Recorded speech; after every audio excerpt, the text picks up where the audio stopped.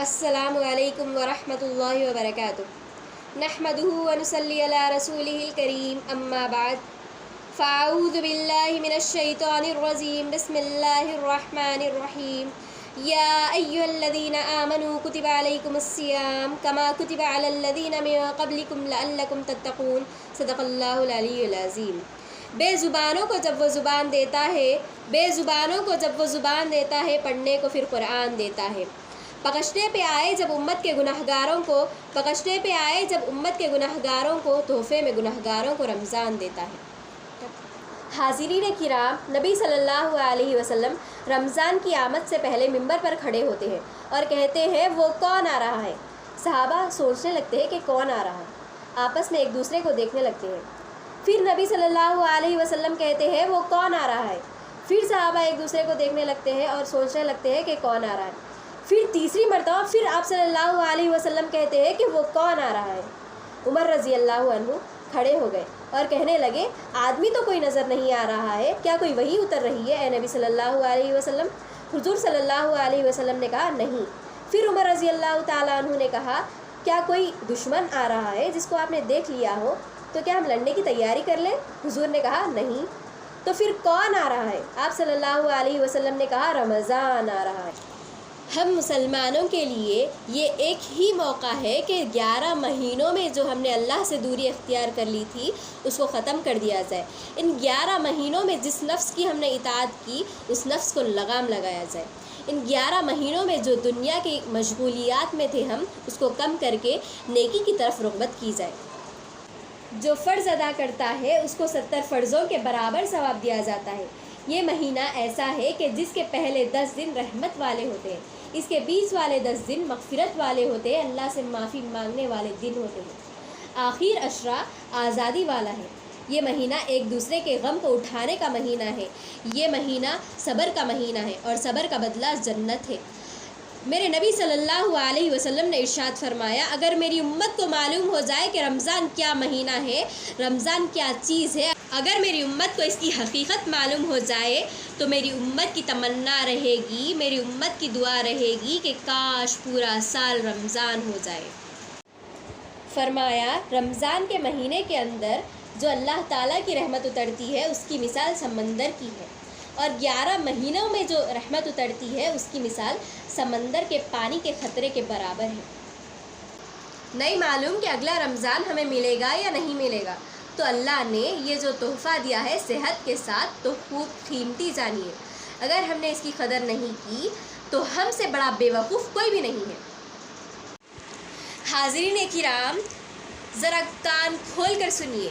یا ایھا الذین آمنوا، اے وہ لوگوں جو ایمان لے آئے۔ دیکھو یہ میرا خطاب جو ہے ماننے والوں سے ہے۔ اگر تم ماننے والے ہو تو آگے کی بات عمل کی نیت سے سنو۔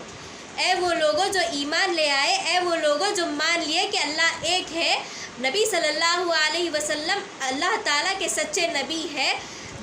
جب تم نے یہ مان لیا کہ قرآن اللہ کا کلام ہے، میرے پیدا کرنے والے کا کلام ہے، میرے پیدا کرنے والے کا دستور ہے، تو اب سنو۔ کتب علیکم الصیام، فرض کر دیے گئے تم پر روزے۔ فرض اس کو کہتے ہیں آپ کا دل چاہے یا نہ چاہے، گھر والے بولے یا نہ بولے، دوست بولے یا نہ بولے، روزہ رکھنا ہے، روزہ فرض ہے۔ اگر آپ روزہ نہیں رکھتے تو اس میں آپ کا نقصان ہے، کسی اور کا نقصان نہیں۔ جو روزہ نہیں رکھتا اسے روزے کی قدر نہیں معلوم، جس دن اس کو روزے کی قدر معلوم ہو جائے گی وہ 100% روزہ رکھے گا، چاہے کتنی بھی گرمی ہو، چاہے اس کی زبان سوکھ کے لکڑی بن گئی ہو۔ روزے کی قدر آپ کو نہیں ہے تو ڈاکٹر سے پوچھیے کہ ہماری باڈی کو ایک ایسا وقت چاہیے سال کے اندر کہ اس کو سکون اور راحت ملے، اس کو ریسٹ ملے۔ ہر چیز کی زکوٰۃ ہوتی ہے، فرمایا روزہ انسان کے جسم کی زکوٰۃ ہے۔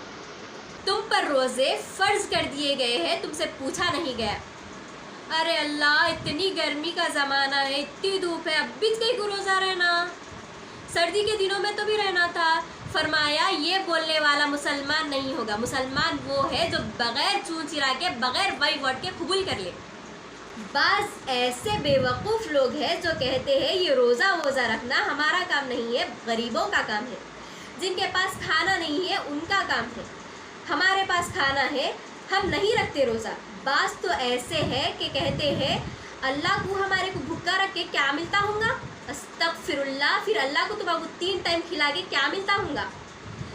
کھاتے کھاتے دانت دھس جا رہے لیکن زبان سے وہی ناشکری، استغفر اللہ۔ اللہ کو تمہارے کو بھوکا رکھنے سے مطلب نہیں ہے، تمہارے کو پیاسا رکھنے سے مطلب نہیں ہے۔ اللہ یہ چاہتا ہے کہ تم متقی بن جاؤ، تمہارے اندر تقوی پیدا ہو جائے، تم متقی بن کر جنت کو حاصل کر لو، اللہ کا قرب حاصل کر لو۔ کما کتب علی الذین من قبلکم، جیسا کہ فرض کر دیے گئے تھے روزے ان لوگوں پر جو تم سے پہلے تھے۔ پہلے لوگوں سے مراد یہود و نصارہ اور پہلی امتیں ہیں۔ بس ہم میں اور ان میں روزے کا فرق اتنا ہے کہ وقت الگ تھا۔ اب یہ روزے سے تقوی کیسے حاصل ہوتا ہے؟ فرمایا روزے سے تقوی اس طور پر حاصل ہوتا ہے کہ جو مسلمان روزہ رکھتا ہے، اب اگر بہت کڑی سے کڑی دھوپ ہو، اگر گھر کے اندر اکیلا ہو، فریج کے اندر ٹھنڈا پانی بھی موجود ہو، خدا کی قسم وہ مر جائے گا لیکن پانی کا ایک قطرہ اپنے منہ میں نہیں ڈالے گا۔ کیونکہ اس لیے کہ وہ کہتا ہے کہ ارے بھائی میں روزہ ہوں، اللہ کی عبادت میں ہوں، چاہے مجھے کوئی دیکھے یا نہ دیکھے، میں روزہ ہوں، میں روزے کو توڑ نہیں سکتا، میں چپ چاپ جا کر روزے کو نہیں توڑ سکتا۔ تو یہ چپ کے کھانے سے کیوں رک رہا ہے؟ وہ اس لیے کہ اس کا روزہ اسے روک رہا ہے۔ وہ کہتا ہے کہ چاہے میرا دوست دیکھے یا نہ دیکھے، میری والدہ مجھے دیکھ رہی ہو یا نہ دیکھ رہی ہو، میرے بچے دیکھ رہے ہو یا نہ دیکھ رہے ہو، میرا اللہ تو مجھے دیکھ رہا ہے۔